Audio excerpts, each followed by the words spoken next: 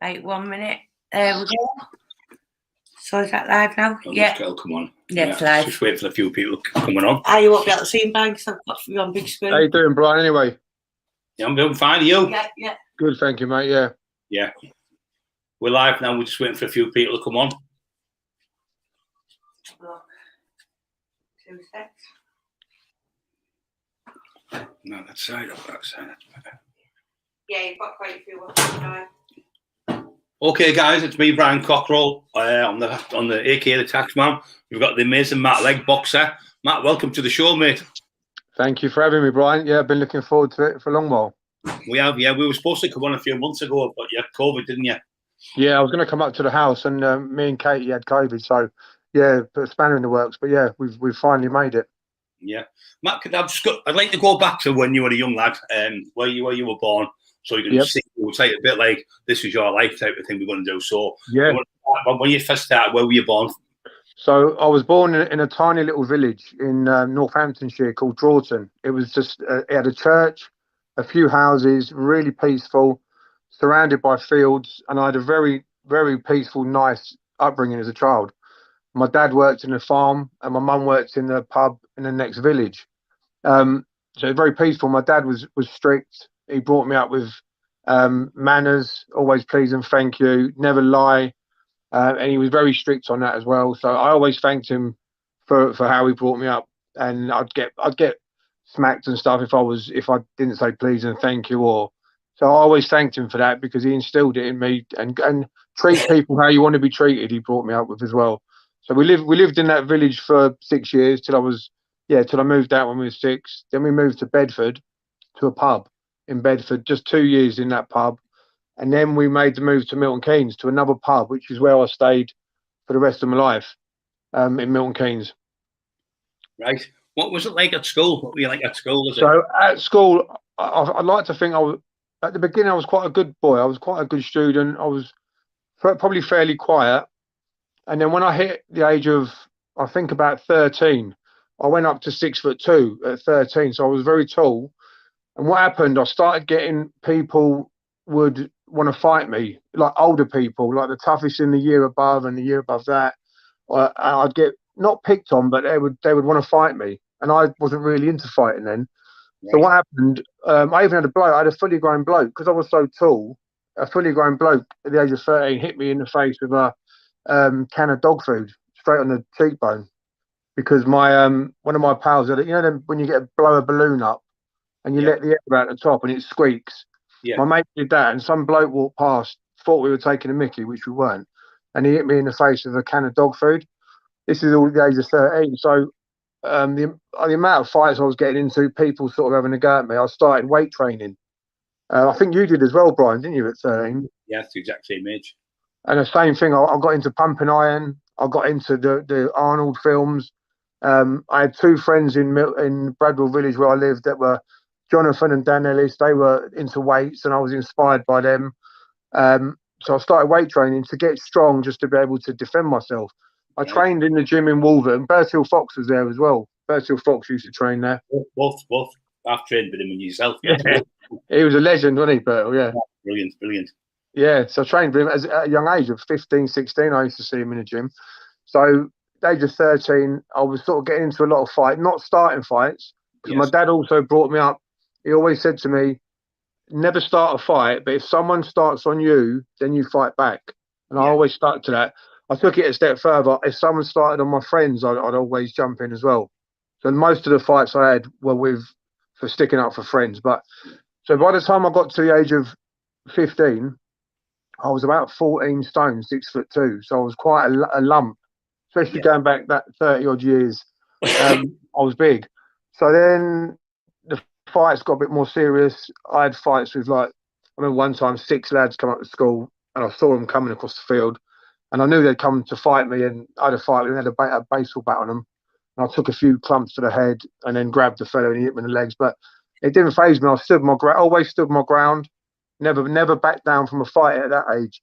So I sort of started getting that reputation for getting in fights. Got arrested at 15, three or four times for ABH.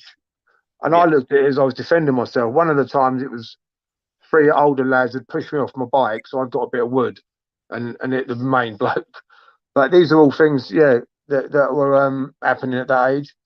So I left school 16, still weight training, so I was getting bigger and bigger. By the time I got to 18, I was almost 19 stone, which, I mean, we're going back 30 years. That was a bit, I mean, you get kids nowadays that big, but back then it was quite unusual, you know, back in our day. So I was about 19 stone. I was doing sort of, I had 18 and a half, 19-inch arms. I was doing 135-pound dumbbell incline press.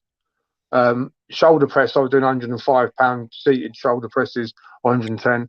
So I was strong for my age and big. Yeah. And that's when the real trouble started then. So I got noticed by a firm that were doing some work, and they wanted me on their side as a bit of muscle. So I joined up with a firm, and we were working and doing bits and bobs. I travelled abroad, bits and bobs with them. Came back to Milton Keynes, and then I got into a fight. This is why I went to prison. I got into a fight in a nightclub because the doorman threw my mate down the stairs. So I've had a fight with a doorman.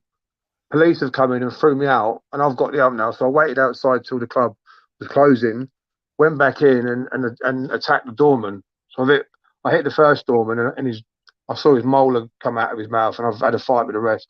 Then the police come in, and I had a fight with them as well. So I got arrested that night, and then it was alleged that I got out of the police station the following day and had another fight. This is alleged because I got arrested for this, but it was alleged that I had a fight, me and my mate, with nine off-duty firemen, and it was alleged that that bits of wood were used and weapons were used, and there was like broken bones and cuts and stuff like that. So I did an ID parade in the gym. I had to do an ID parade in the gym because I was big. They said they couldn't do it in the police station for some reason because they couldn't find anyone the same size. But we did an ID parade in a gym where I was just training, and I think only 1 out of 4 picked me out, so that case got dropped. But then I had another fight this is in the space of a couple of months. So I had one with a doorman, and I've had another fight with police again, and then I was put on remand. This is when I was 18. Right. So things were going downhill. I mean, I still stick to the fact I don't start fights, but they always seem to follow me around, and I'll always jump in when I see someone in trouble. 18, so I went to prison at 18 and bumped into Norman Buckland, who you know as well. Who was the governor of the bare knuckle fight. The governor, he won the governor title years back. And then back then, I mean, I'd known Norman from when I was 13. I used to see him on the door in one of the clothes shops in Milton Keynes. He was a legend, Norman, very well known, even from when I was a teenager. I used to look up to people like Norman, Lenny, and Lenny McLean, Roy Shaw, people that would have a fair fight or fight outnumbered. Them sort of people, same as you, like you, Brian. You know, you'll fight 5 or 6 men by yourself. You know what I mean? So I respected those type of people. Norman was one of them, and turned up in Woodhill, and Norman was in there. So Norman said to me, rather than fighting with the police and doorman and getting in trouble, why don't you channel your strength and your aggression to boxing? So what we tried to do, we tried to get equipment brought in, like gum shield, head guards, gloves. The prison officials wouldn't let us have anything. They said it was going to incite trouble. So anyway, we just did this boxing anyway. So what we would do, we would wrap a pair of socks around our knuckles, just a bit of protection. And me and Norman would go in the shower area and just literally like fight each other in the shower area. And it was meant to be like low key, but all the other prisoners, there was about 60 prisoners on the wing. They'd all come and watch through the window. So it was all on top. But yeah, we'd fight in there. Norman would give me a few digs, and we'd hit the shower button, and all the water would go on top of us. And it was like it was a tough introduction to boxing. That was my first introduction to boxing, and I thank Norman for getting me into it, because without him encouraging me, I don't think I would have done it. You'd probably keep getting in trouble and going back to jail maybe. I think I would have, Brian. Yeah, I think I would have. He really did push me the right way. I mean, I still got into fights and stuff when I got out of prison, but I had a focus on boxing. Yeah, gives you it's like being in the army a little bit. You get a regime, don't you? You're up training, you're running, and you get once you get into that little locked into that, it's better than getting into fight trouble down the town, because you know if you're in that ring fighting someone, it's all legal, but when you're in the street, you can kill someone so easy with one punch. Yeah, that's what I'd worry about now, is hitting someone now. Because when I used to have the street fights, I didn't know how to punch, so I wasn't a boxer by then. Yeah. But when you've got that know how to fight, I tend to try and avoid it. I would rather win a fight without fighting. So I'd rather have someone apologise and I walk away than have to fight. If you can win without fighting, win without fighting, or you can shout at someone and shout them down. I'd rather do that than fight. Like you said, if you hurt someone. I remember once when I was in jail, I went to a jail in Haverick in Cumbria, rough jail, and a lot of lads, 600 lads, and I'm the only one from the northeast. So I can't hit anyone else because they're going to send me to Albany. They've told me. So I thought, anyway, I got in this bag, and the best fight was in. I sold this bag for us a bit, and it's a bit like Norman McIntyre held the bag. Yeah. 30 shots, he went, fucking hell, you'll kill someone. One of them. Yeah. Become the best fighter by showing the skills on the bag. So that was a good way not to get into a fight. Yeah, well, I saw you on the pads. I saw your pad work. That looked good, mate. It's sharp and strong for that, especially for that size. Yeah. So, and when you know you can hit, one punch is all it takes, and someone's hits their head on the floor. Yeah. So, yeah. Well, So I've got out of prison at 18 and started at the amateur boxing at the time. Various clubs in Milton Keynes, Newport Pagnell. We had the Royals and a few other clubs. So I was getting trained at amateur, and I wasn't taking it seriously. I'd have 1 or 2 fights, and then I'd go drinking and forget it for a year. I never really took it seriously until I was about early 20s, and I met Ricky English, who Ricky English was partners with Joey Pyle on the unlicensed shows, the governor fights. So Ricky and Joey were partners on them. But Ricky was my main amateur trainer. So he trained me for about 10 fights, and I think I won 9 of them, almost all by knockout, or most by knockout. So what Ricky did, he got me in that Mike Tyson type style, the low bobbing and weaving, getting underneath the punches. He really trained. Peekaboo, that's it, peekaboo. He trained me, he drilled that into me so that I would be low and attack, because he knew I had an attacking style. Yeah. And we won all the novices, so I beat all the champions in the novices. I think I stopped them all 1 week after another. Got to be the novice champion, super heavyweight. And then we went straight into the senior ABAs, the proper big ones. And I got all the way through to the final. On the way through, I fought the London champion, Ray McCallum. We had all these fights were on YouTube. So if anyone wants to watch them, you can see them on YouTube. I fought Ray McCallum, beat him. The following day, I beat the Western Counties champ, Nick Kendall. And then I was in the final. And I got to the ABA final. So if I'd have won this fight, I would have been the number 1 in the country. And I lost by 1 point, I was heartbroken, but I lost by 1 point. He was the only man to beat me in the amateurs. He beat me twice, actually. He beat me by 2 points a couple of years earlier. Matthew Granger, his name was. So Frank, do you remember Frank Maloney at the time? Now Kelly Maloney. Yeah. Frank had taken an interest, and he'd been following me. He'd been following me around the country, watching my amateur fights. And he said to me, "When you win the ABAs, we're going to sign you up with me and Frank Warren." And as I lost in the ABA, so I didn't think he'd sign me up, but he did. He signed me up with the same deal, really good money back then. This was 20 years ago, and I think he gave me a good deal, like $5,000 a fight I was getting, which 20 years ago was good. I think a lot of them, the other pros, were on a couple of grand. So he signed me up with Frank Warren and Frank Maloney. I forgot, Sports Network it was called. Right. And my first pro fight was on the Danny Williams Julius Francis rematch at Wembley Conference Centre. I was the last fight, and I got in just after they got out. So I started off on some good shows. And Ricky English was my trainer still. And I think I fought on Johnny Nelson's undercard, John Faxton's, and a few big shows back then, a few big boxing shows. Trained with Ricky. I lost my 4th fight, and then I sort of fell out of boxing again, and I got back involved with stuff I shouldn't have been doing again. Right. You know how it is, and trying to earn money.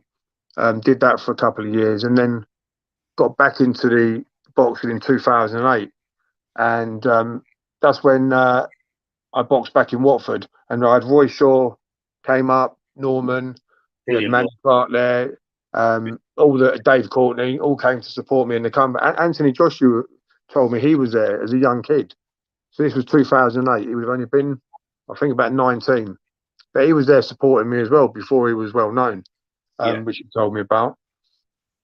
So yeah, that was the boxing. Then I was trying to keep out of trouble. I had my first son was born, Matty Jr. He was born, and I was sort of dedicated to him. And we had I had another few years out of the boxing from 2008. But in that time, I was still doing a bit of debt collecting, stuff like that, just trying to keep out of trouble, but focus on the boxing. And it was about, when was it? 2013. I got an offer to fight in the prize fighter. So I had I just got back in training with Sean Byrne from Northampton, and Sean had started training me. I won one fight against the Hungarian, Radek Linka. Then I got the offer to fight in prize fighter with James Toney. So there was a possibility if I got drawn, I would fight James Toney. Good fighter. Yeah. Brilliant fighter, James Toney. He knocked out Evander Holyfield, didn't he? Yeah, he's really good. Very powerful. He was one of the best defensive boxers of all time as well. Very powerful. His defense was amazing. Even at 45, when I fought him, he had that slippery style. I mean, even Floyd Mayweather apparently copied him. I got told Mayweather copied James Toney. I'm just going to mention he has that Floyd Mayweather look about where 1 minute he's here, the next second he's here. Yeah. He's got that shoulder roll. So you fire a punch and he slips it and he just counters you. And the mad thing about that fight was I knew you couldn't knock him out because he's never been knocked out in 90 fights, James Toney. Amazing. And when we got the call, because we all stayed in a hotel the night before, so it was the American team versus the English team, and we all had dinner together. So the Americans would sit with the English team, which was strange because we were going to all fight each other the following day. But James Toney stayed up in his room. He wouldn't come down. And when he did come down for the photo shoots, he was trouble towards the Sky Sports, but he was quite arrogant, which we thought he was arrogant, but he's not. He's not. He's actually a lovely bloke. But he sort of kept his distance. And the American team said to me, when I got drawn him, they gave me advice. They said, do not try and knock him out. You will never, ever knock him out. No one will. They said, so just touch him and move around him. Touch him and move. Touch him and move. Just try and win on points. Which it goes against my style. My style is more attack. So so the following day when I went to fight him, that's why I came out boxing a little bit differently, because you can't just steam into him. So I did that. Got caught in the last round with a brilliant counter shot, which it stunned me for a second, but I don't think I should have been stopped. Have you seen the fight, Brian? Yeah, I think it should have went on. It should have carried on, shouldn't it? Yeah, I wasn't. No. You went flat. Yeah. All faculties are all there. That's it. I had Scott Welsh in my corner. Scott Welsh and Mervyn Turner, Sean Byrne, Scott Welsh from Snatch. He was the British champ, and I think he fought for the world title. He was in my corner. He fights Brad Pitt in Snatch, and who else was there? Sean, but Joe Egan was there supporting me. Joe Egan came in the dressing room. So I've known Joe for a long while. Lovely man. Yeah, good man, Joe. Me and Joe have been in a few films together. We've done a few little bits of work and helping people out here and there, me and Joe. But so that was the James Toney fight. After the fight, he was lovely. We had a bit of food together, and he was giving me advice and tips. Brilliant. I even got gloves signed. He came to Milton Keynes, and I got some gloves signed by him a couple of days later. So I've got some gloves at home that I fought him with that he signed. So I've got gloves that have actually punched James Toney. So, yeah. I like that. Yeah. It's like boxing. You see them all screaming at each other before they're fighting. That I'm going to get this, I'm going to do that. And then they have respect. As soon as that bell finishes, they're over cuddling each other. I love you to bits. And I'll come to my house for dinner. Come meet me wife. It's really, hate each other, really. It's just all hyping it. A lot of it, because the respect. It's the hardest game in the world, hardest sport in the world. they love the people who've got for each other. It's unbelievable. Yeah, I mean, you ever see Mike Tyson? He always used to go over and cuddle. He'd pick the opponent off the floor when he'd knocked him out and cuddle him. He's another one of my heroes. I mean, Mike Tyson's one of my heroes, and I was lucky enough to meet him a few times and sit on the table with him. And that's one of the things with boxing. You get to meet these people and the respect and stuff. But yeah, Mike Tyson, definitely one of my heroes. Yeah, and it is. So where did it go from there after the? So after that one, I had another fight in Milton Keynes, and I think I knocked the fella out in the first or second round. Sort of journeyman from Eastern Europe, and then I had a phone call. I was on a building site and I was lifting. I was just trying to get fit again. So there was two lads that were carrying these plasterboard sheets up these stairs, and they jacked the job in. They were both carrying them together, and the bloke said, "Do you want to do the job that they were doing, which was carrying 40 kilo sheets?" I was doing 100 a day up these stairs, so it was like 4 ton of plasterboard a day, and I was super fit when I got the call for the AJ fight, and Mervyn Turner called up and said, "We've been offered. Do you want to fight AJ at Wembley?" I think it was in about 6 weeks. Back there, I don't know who he is. He's Anthony Joshua. Anthony Joshua, who at the time he'd had about, I think he had 6 fights. He'd knocked everyone out in first and second round. So he was a big name, Olympic champion, super heavyweight Olympic champion, very big name in Britain. So I straight away said, I'll definitely fight him 100%. I didn't even think twice. And if I'm honest, I would have fought him for no money. It was on the biggest night in British boxing. It was on the Carl Froch George Groves rematch at Wembley Stadium. So there was going to be 90,000 people there for the main event. So it's not one of the things you can turn down, is it? Well, it's like the Olympics of boxing, isn't it? Being there. Yeah. Especially to fight at the new Wembley, because it was a new Wembley Stadium and no one had boxed there yet. So me and AJ were the first people to box at the new Wembley Stadium, which was quite an honour. Anyway, before that fight, I got a phone call from Ricky English, and Ricky said to me, he said, you do know that Anthony Joshua used to support you years ago, which I was surprised. I didn't know that. And when I bumped into Anthony at the press conference the day before, I asked him, and he said, yeah. He goes, I've always supported you from years ago, which was a shock. I was surprised. And then we had to fight the following day, and the tactics were this is the following day. Before that, I've been doing all my sparring sessions. I'll tell you about the sparring. So before the James Toney fight, we went up to spar with Tyson Fury. But I sparred Tyson a few years before then. So can you just tell everyone what he said? Because you told me he said something like, "All you pussy heavyweights dance spar with me," and you got on to him. And can you just tell that bit? What had happened? This was a few years back. He was at British level. I think he just fought John McDermott, so it wasn't globally known then. Yeah. And he was actually on Facebook then. He had his own Facebook account, but he was known in Britain.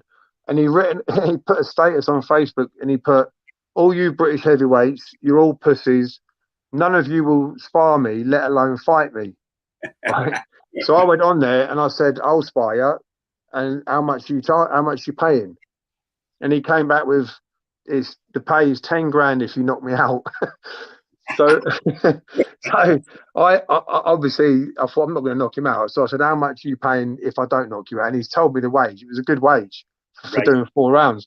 So I said, "I'll come up there tomorrow," which I did. I hadn't even been training. I was unfit. I hadn't done any boxing at all. And I got on the train the following morning, went up to Manchester, and Tyson and Shane picked me up from Manchester train station, drove me to the caravan site, and we went on the gym in the caravan site. So there's just us 3 in the gym, warmed up. Shane got in, and Shane done the first round, and then I got in and did the second.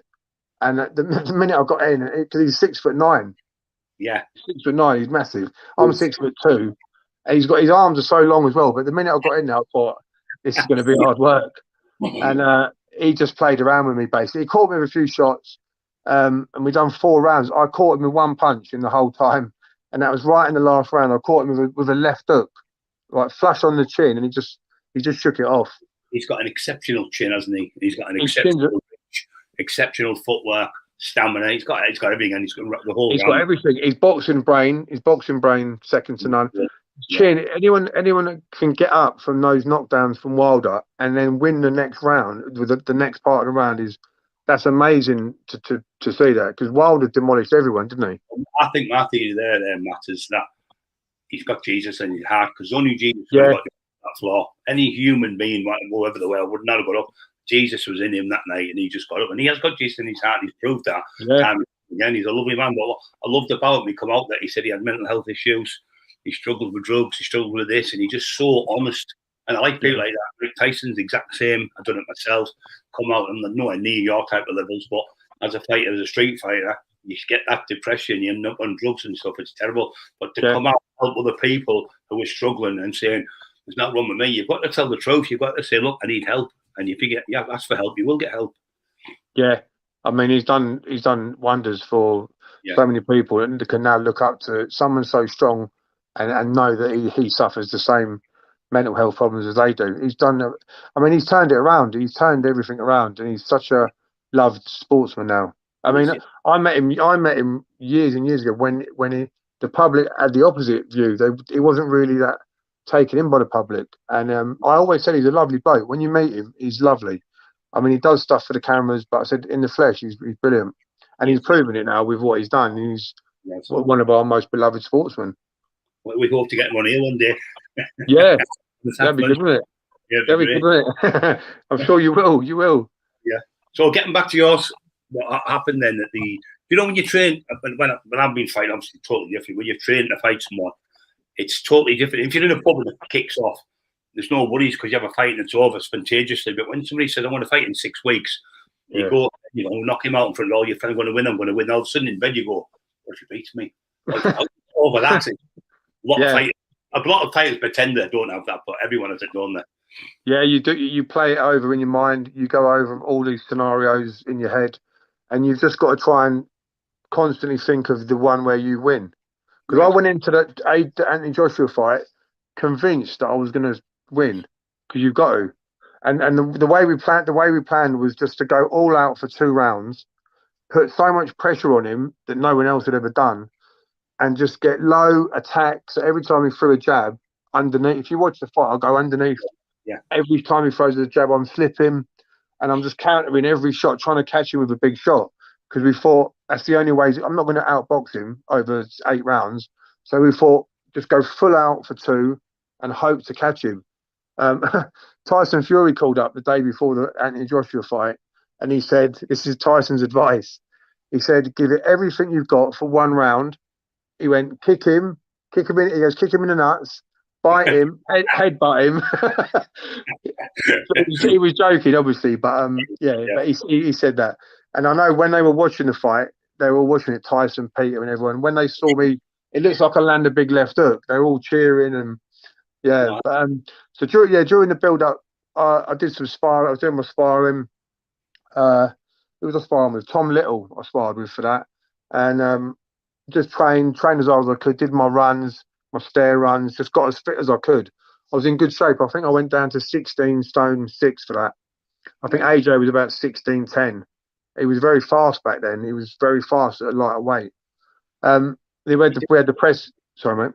You did say to me that you sparred with everyone, like Tyson Fury, everyone. He said, but when I fought AJ, his power was how you said that we hit you with, Yeah, I mean, when I've sparred over the years with 5 people that fought for the world title, no one ever really troubled me at all. Never got floored in sparring. I did 150 rounds with Matt Skelton when he was British Commonwealth European champ. So every morning I would do 6 rounds. Sometimes I'd be out drinking all weekend in the pub and I'd go and spar him on the Monday, but normally I'd be on the ball. I did so many. Derek Chisora, I had some spars with Derek Chisora, and I pushed him back, and I was stronger than Derek when we sparred. I think Derek Chisora is a fantastic fighter. A lot of people don't know how good he is, Matt. He's brilliant. He's brilliant. And he's tough as anything. Strong as a bull. But when we sparred, I felt like I was the stronger. But I mean, it was on the way out. We'd had about 10 fights apiece, or 9 or 8 or 9 fights apiece when we sparred. But as he went on, he got tougher and tougher. He was brilliant. I sparred Derek. Danny Williams I sparred back in the day. Do you remember Danny Williams, who beat Mike Tyson? Yeah, he beat Mike Tyson. I remember he was a big, strong lad, wasn't he? Danny was brilliant. Lovely bloke as well. One of my favourite boxers, Danny. And he beat Mike Tyson. He had some brilliant wins. He's still boxing now. I think he's had about 70 or 80 fights. Yeah. So the sparring is a big part of it, because that's the nearest thing to the fight. That's a replica of the fight. So yeah, I've got to mention as well, when I was in the amateurs, I had some good fights. I fought one of the Joyce family, Big Paul Joyce, and that's on YouTube as well. One of my favourite fights. Big Paul Joyce was 6'5", 25 stone, unbeaten bare knuckle fighter, unbeaten boxer as well. And we got in and we fought. We became friends after that, and we used to go and spar Matt Skelton and Michael Spot together. But that was one of my toughest amateur fights. Was Big Paul Joyce, yeah. Yeah. So what happened when you went to the AJ fight then? Yeah. So on the day of the AJ fight, I got up. What were you feeling like as you were going into the fight that day? Well, I was meant to stay in a hotel down in London, but I didn't want to. I stayed in my own house the night before, and I had a jacuzzi and a sauna in the morning, and I got on the train just by myself and went to London to Wembley that afternoon. I'll be honest, that was the one fight I was more. I don't normally get that nervous, but that was the one fight I had more nerves, because it was such a big occasion. Yeah. And you've also got to get a bloke in front of you, 6'6", 17 stone, absolute machine. He was breaking people's cheekbones and everything, and eye socket, everything in the fights before. So you've got your work cut out. So I was more nervous, but also I thought, I've just got to go out and give it everything. It was more nerves than normal.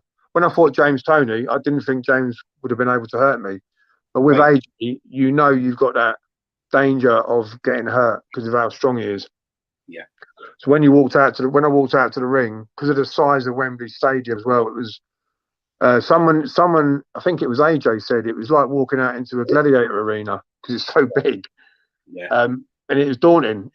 When we fought, it was 30,000 people there, so it looked empty, because when it was full, it had 90,000. But when you walk out into that, it is an unusual feeling, because you're in the broad daylight as well. And it was. Yeah. So what happened? What was the? So when the fight started, I just steamed straight into him, just attacked him straight in, and every time he threw a jab, I was underneath, and I was doing quite well actually at the beginning, avoiding the shots, and I caught him with a couple. I even went like that. I went, come on, because I got a bit confident, and I went like that, come on, and I caught him again with another little shot. And if you watch the video, you can see him thinking like, Matt's going for it, and then he just he worked out the tactics, and he would feint, let me move, then he hit me, and he hit me through the gloves at one point, and I blocked, and the punches just went straight through. Even with a block, they go through the gloves. Right. He hits that hard, and then when he blocked, I bent forward, and he hit me with an uppercut that just knocked me down. I only got knocked down twice as a pro, only twice ever, even in street fights. I only got knocked down twice, and that was that. AJ was one of them. But the broken eye socket, when I fell down, and as I tried to get up, I couldn't see out of my eye. I thought it felt like blood was pouring out of both my eyes. Yeah.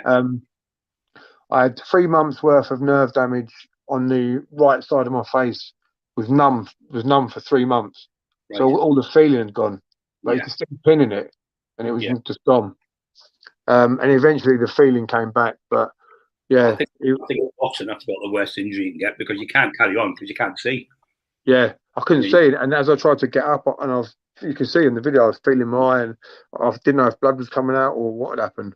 But he came to my dressing room after. I was in the shower though, so I missed him. But he came in to sort of say hello and all that, but I missed him. But it was the only time I got injured in boxing was that. I had a broken rib once, but I never got a broken nose. Nothing really. Yeah. So what was it like?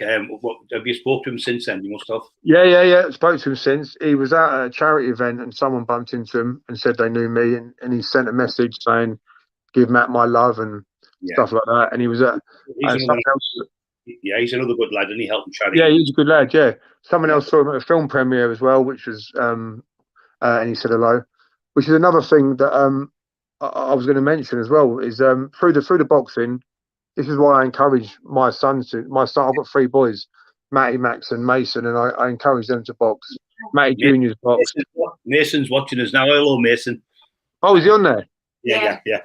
Oh, he'll love that. He'll love that he got a shout out. Yeah. Mason's the youngest. He's 12, so he's not got into anything yet. But Matty Junior, who's 20, he's had a few fights. He's a good fighter. And I always say to him, look, I got to go to film premieres, and I got to get to know Tom Hardy and people like that, and it's all through boxing. So Tom Hardy is one of my favourite actors. I think he's fantastic. He was a bit of a bad lad, pitching cars and things when he was young. And dedicated. Tom was into drugs. He was doing drugs. He's well known. He's said it himself. He was into drugs. Same sort of thing. He was into nicking cars, and he's turned his life around. He hasn't had a drink now for, I think, 15, 16 years. I think his wife is from our area, isn't she, Emma? Yeah. She's from up north. Yeah, Charlotte. Yeah, she's from here. Yeah, she's lovely, Charlotte. I met Tom through Charlie Bronson, because Charlie sent me a letter to thank me for letting him train at my gym if he got out. I said to his family, Lorraine and Andy, if Charlie gets out, he's welcome to train. And he sent me a nice big letter with all his training routine on. So I replied to him, and then we started corresponding. And then he said to me, they're doing a film about my life. Would you go down to London with the family and meet the actor? I mean, Tom wasn't well known then, back in 2007. So we all went down to London and met Tom. And Tom got a picture with me, which he got a selfie with me, which was unbelievable. I didn't know who he was, and then I said to my dad, "Do you know this actor called Tom Hardy?" He went, "Yeah. He's in Black Hawk Down. He's in this." He goes, "Yeah, he's brilliant." So I rung Tom up and said, "Tom, my dad's a big fan of yours." Put him on the phone to my dad, but yeah. Got to get to know Tom a bit, and had a few nights out with Tom. He took me to the Iron Man film premiere once, which was amazing. You know, the first ever Marvel film. Downey Jr. who was in that. Robert Downey Jr. Yeah. So Tom called up and took me down there. So I met up with Tom before, and we walked over at Leicester Square, walked down the red carpet. Robert Downey Jr. was there, and Gwyneth Paltrow. That was one of the highlights. That was, one of them nights that you just dream about doing. It was amazing. Robert Downey Jr. flying all over. Yeah. Yeah. It was amazing. Yeah, you sat there and you think back and you go back to when you're a kid in the little village on a farm. I'm sat here. I mean, but the thing is, people realise this, Matt, is they're celebrities because we've actually done what we've done in real life. They've only acted. So when they meet you, you think, I'm going to meet such and such today. Celebrities I've got to meet, and they're more fascinated with you than you are with them. Yeah, you do find that. A lot of actors and people, they're interested in the criminal and the fighters. The criminals and the fighter, there is an interest in it, yeah. I mean, Mike Tyson's in all that. He loves it. He says the toughest guys are from England with the bare knuckle fight. Mike Tyson, he's into all that. Yeah, I saw it. He talks about the craze and stuff. Tyson does, and Charlie Bronson. I've seen him mention Charlie Bronson. Yeah, he mentioned that the other day. The toughest people are from England. Yeah, he did. Yeah. So what was the next step after that when you boxed? Did you after the? So after that AJ fight, I was lined up for a Southern Area title fight, which was about 4 or 5 weeks later on, and I was already booked in for it. But I was dying to fight again because I thought anyone who comes after AJ is going to seem easier, and I thought I wanted to capitalise on all the publicity I got and all that stuff. So because of the eye socket was broken. It took 3 months to heal. So the boxing, they closed my fight off. I couldn't fight because you get a ban. If you get injured in a fight, you're banned. And I couldn't fight again. So I ended up working up north in Liverpool on another job, thanks to my mate Adam Greenfield. And that was it. I didn't retire from boxing. I just never got the opportunity to go back to it again. Right. Which was a shame because I really wanted to get another load of fights in. Yeah. So what do you do now then, Matt? At the minute now, I'm back training people. I've just started off training people again, whether it's for fitness or boxing or to fight. I'm training pad work and stuff like that. Just doing all that. I was working as a supervisor on building sites, but I left that job. But I'm back on the training now. I started training New Year's Day laying off the drink now, getting healthy again. As you know, my Kate is she's at church at the minute. She's coming back from church. But yeah, I'm with Katie now, living in a little village outside Milton Keynes, nice and peaceful. Back to a village, really. So I've gone back. Yeah, it's nice to be somewhere peace and quiet, isn't it? Than all the chaos. Yeah.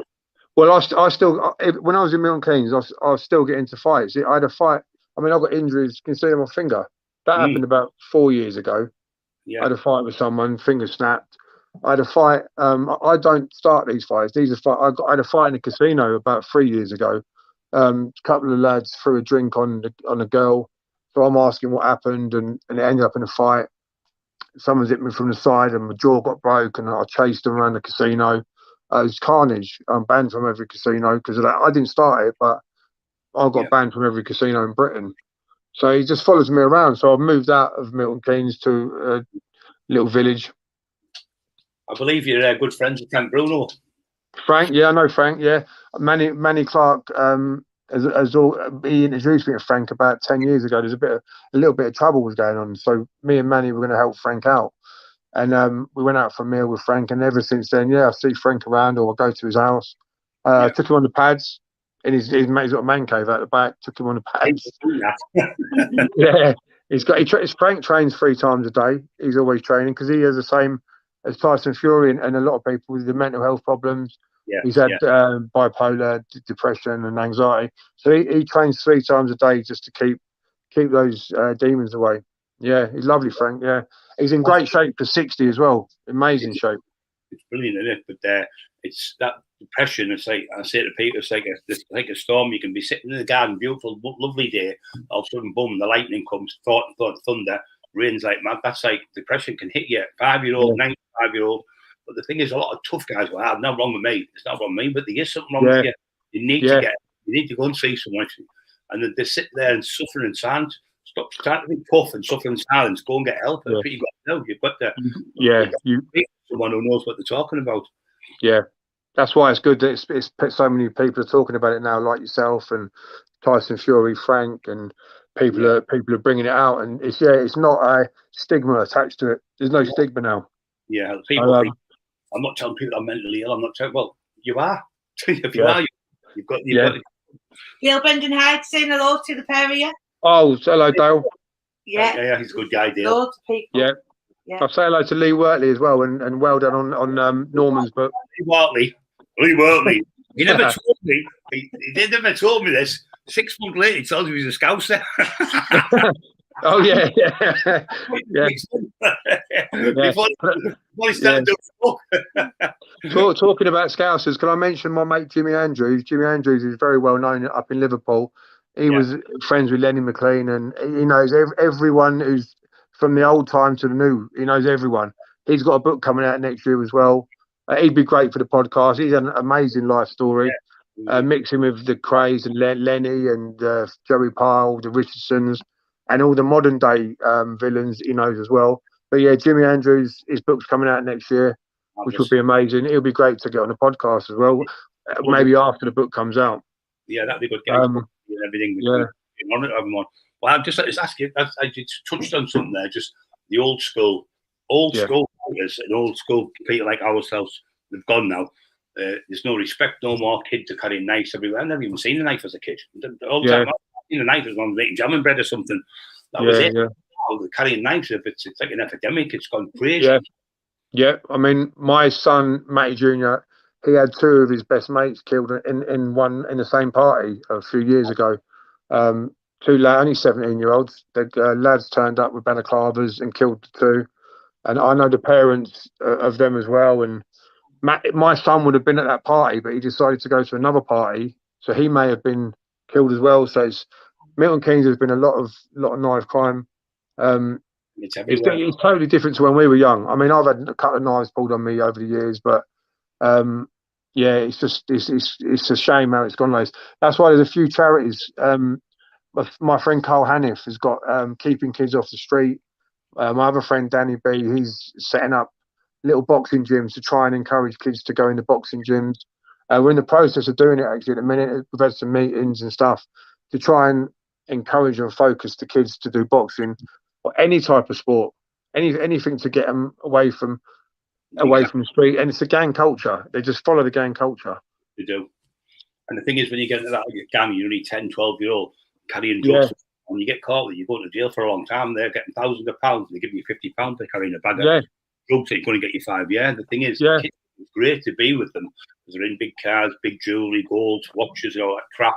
They're just immaterial. No good when you do a year in an 86 cell or 25 year for life. Stabbing someone. But I say to kids, if you're only good at fighting on the streets, get in the gym and train, and then get in that gym and make yourself a living like you did. Yeah, because I think the morals have gone. The morals have disappeared on some of the kids nowadays.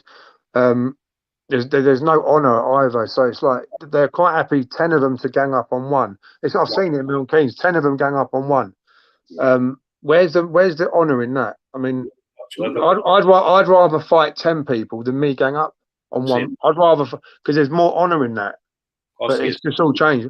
I don't know if it's because there's no discipline. You're not allowed to tell your kids off now, are you? So when I was young, I'd get smacked by my dad, and that instilled discipline. But you can't do it now. So there's no deterrence. We used to get the cane at school. Yeah. Get the cane, you get the slipper. Your mum and dad. Somebody would say, "I want to tell your mum and dad." You think, "Oh shit, my mum's going to go mad." No, they're not bothered. What happens now is the kids are telling their mum and dads how to live their life. The kids are the mum and dads. 40, 50 girls are telling the mums and dads off. It's gone reverse. I think that's what it is. There's no discipline. Social media causes a lot of it. Is that Eli in the background? Yes, little Eli. How's he getting on? He's the boss of the house. Already. Yeah, look at him. He's lovely. He's lovely. Yeah. Little bolt. Yeah, just kids now they've lost. I'm not being disrespectful, but it's the government as well. The government could help a lot more. I mean, we live in an area. There's 21,000 people live here. There's nowhere for the kids to play. There's 5,000 kids live here. There's no school to play on. There's no football. When we were kids, you'd go on the local football field. You were allowed to go on the school field. You're not allowed to go on the school field after hours now and things like that. There's no. There used to be youth clubs when we were kids. There was jazz bands used to go in, all these mad things, and you could get away from it and go in the army cadets and stuff like that. But there seems to be nothing for the kids to do, so they're all just following each other. Yeah, that's why I'm really trying to highlight Carl Haniff and these people around that are trying to get these boxing gyms sorted, just to keep the kids off the street. We'll come on the podcast, Brian. Yeah, of course you can. Carl, we've got him on Facebook. Come in. Yeah. Tina Shaw's just said hello. Oh, Tina. Yeah. Oh, Tina. Yeah. I'll say hi, Tina. Yeah. Her dad was a proper fighter. Oh, Roy. I didn't mention Roy a lot, but Roy, I was lucky enough to I got to know Roy, and he came to 2 of my fights in Watford, and I've got some footage of me and Roy in the dressing room where he came backstage after. And Roy was another hero of mine. He was a gentleman as well. Yes. Very he wasn't loud mouthed and he wasn't aggressive. He was very polite, old school, very he's very humble. The first time I met him, actually, I said to Tina didn't remember, it was about 20 something years ago, and it was in Essex, and I said to Tina, do you mind if I get a picture with your dad? And she went, yeah, he's been up all night. They're on a session. He was about 66. But he looked so fit and so strong for 60. I think he was 65 or 65. But yeah, I was visiting Roy right up until he died. In fact, the day Roy passed away, I was booked in to visit him where he was. Me and Gary were going to go and see him, and sadly Gary rang up and said, Dad's passed away. So yeah. I did go and visit him in where he was at the end. Yeah, old school values. He had be one of them wouldn't let women get hit. He'd jump in if there was 5 guys onto one. It's just like we would do, just old school values. But that's gone now because, like you said, what's the glory of 5 or 6 onto one man? Yeah. That went out. Good working out. I've never understood that. I mean, when I was 15, 16, I remember being in a pub when I was 16 in a place called Toaster, about 10 miles where I live, and I saw a gang of lads who were older than me picking on one lad, and I was only 16, and I went over to the lads and said, if you want to fight someone, fight me, because they were picking on the one lad. And I went outside and dealt with the main one, and the rest of them didn't want to know. But that sort of thing, I could never understand the way how they get glory out of ganging up on 1 or 2 people. I like the other odds for the 30 onto you. You're on your own. Yeah, there's glory in that. Win, lose, or draw, you can't lose. Yeah, that's what I used to say. You can't because you've shown that you're brave and you're willing to. It's not bullying. You can't be called a bully when you do that. No. But yeah, I totally agree. That's what you've done, Brian, all your life, and yeah. I tell a funny story. We were involved in like Emma knows what I'm on about. We worked in a place called the Coliseum, but it was called Henry Africa's before then. It was a place where you'd have a guest every night, like Bernard Manor and Beyond. We look after all the old Bay City rolls, the hot chocolate and things like that. All them every night there was a different guest on. So one weekend we'd had a fight with these gang of lads. So they started to wait for us. There were 7 of us on the door. When we came out the gates, there's about 30 or 40 of them all stood. And what we're going to do? I said, I'll show you what we'll do. I went, charge! I ran at them. Yeah. About 30 of them. Yeah. But he hit one, broke his jaw, and he ended up in the bed. Well, that was a true story. Yeah. There's only 7 of us. Do you know what I find, Brian? If you don't show fear, even with a gang, you just give it. I used to give it a real big shout and scream, and they think even if there's 8 or 9 of them, don't ever show weakness. Because if the minute you turn your back and show weakness, they'll jump on you. But if you give it the shouting and the confidence, you can win sometimes without having to fight against them gangs. But yeah, I liked what you said. Yeah, I like what you said about the book. You know, you held your book up the other day, and you said the hardest man in Britain. You said I never said that, but no one challenged it, did they? No. Yeah. It's true, isn't it? Yeah. So what do you feel like the future is for the kids? Kids in general. I think we need to help people like you and I and other people, Yeah. iconic figures who boxing, who've trained, or any type of sport, running, anything. We have Phil Taylor came on. He's from Stoke-on-Trent, way down there. He said the same. Terrible the knife crime, and we've talked with Big Joe Egan. He said the same. We've talked to all celebrities, so we're trying to get people together now to try and help the kids. Like the things we've done in the past, we know we've done wrong. Some of the things we've done wrong or whatever, we've been to jail for. We don't want the kids to follow us. We don't glorify any crime whatsoever. But if you're going to get in a fight and get in the gym and train there and learn boxing or kickboxing and learn a way, because in the streets, if you're going to fight people, you're going to get stabbed to death these days. Yeah. I mean, it's totally different. You can't do what we were doing and fighting people because they pull knives out now. There's no fair fights anymore. I said to my sons, there's no. My middle son, he's 16. He's had in the last 3 months 2 incidents where people have pulled gang of 9 or 10 have pulled machetes on him. Yeah. He's had to fight. He had to fight them. He's physically on his own against 9 of them in the broad daylight in a shopping centre, and they've got swinging a knife at him. So they swung a knife. He's leant back and he's hit one.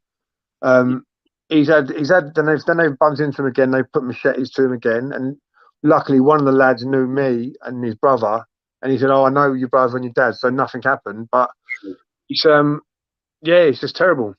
I just hope that something can change it, or Yeah, I think I think I'm not being disrespectful anyway. I think they've got to go to jail. If you get caught with a machete in the street, they've got to instantly go to jail that day. Simple as that. Yeah. No, you can't even that. What you can machete down the street for? It's not to peel potatoes, is it? You've got to try and go on. So if that's in your hand, you should be done straight away. Boom, jail straight away. Automatic jail. Well, the only way you're going to stop them, put them in jail for it. The thing that I thought that, but the thing about these prison sentences, I mean, I know people, some of the lads that killed my son's 2 mates, they got 25s and 30 years. And I thought that's going to be a deterrent for anyone else to do it. And then a few weeks later, someone else gets stabbed. Yeah. So I don't know even if the prison deterrents are doing anything. Yeah. Because it's still happening. I think what we said in ours was, I think the main thing we need to get into the grassroots of the schools, in the junior schools, and teach them what knives can do, what drugs can do, before they're already on that path. Because when they're in the big school, they're already on that stony path. They're already selling drugs, carrying knives. So get in the schools when they're like 8, 9, 10, 11 years old, teach the kids there what knives really do, what drugs do, and teach them that, because they have to learn them skills before. Because if they go on the street, they'll realise what knives can do, because they're not getting taught at the age. I think before they go on that stony path, get them off, keep them off it before they even get on it. Yeah. I think also discipline from home as well is lacking. That's you're not allowed to, I'm not saying smacking your kids is good, but I think it did me good. And what my dad did to me instilled, I never forgot the lessons he taught me. and I think that's lacking from the home as well. I think you're right, because when you think about all the old school, like Lenny McLean, Roy Shaws, all the top fighters, all them until 40 years, all them got slapped when they were kids, all them got as kids. Didn't do us any wrong. All the buds are all cool. Now the new era they don't get no discipline. They're all wrong. I think that's the biggest part of it. There's no discipline, so I don't know how that would change, but. So what do you think of the future for Matt Legg? For me, I'm not sure. I don't know. The weird thing is, when I was 15 or 14 or 15, I knew what would happen in my life. I sort of knew that I was going to be involved in fighting, and it would be mapped out. And a lot of the things that have happened, I knew at that age that were going to happen. But as the future, I'm not sure. I'm not sure. As long as I think the main thing is keeping fit, keeping strong, training people, giving something back, training the boxers, and just trying to stay healthy and fit, and keeping my family healthy and safe. And that's my main worry, to be honest, is my sort of 3 boys. My main worry is the 3 boys. Just keeping them safe, keeping them out of trouble. Yeah, brilliant. Is there anything you want to say before we go? No, thank you. Just thank you for having me on. I really appreciate it, Brian. And big respect to you and Emma. Brilliant. We had loads of people watching you on here, and loads of comments, so it's going to be massive. Oh, really? Oh, good. We'll have you on again, Matt, if we can.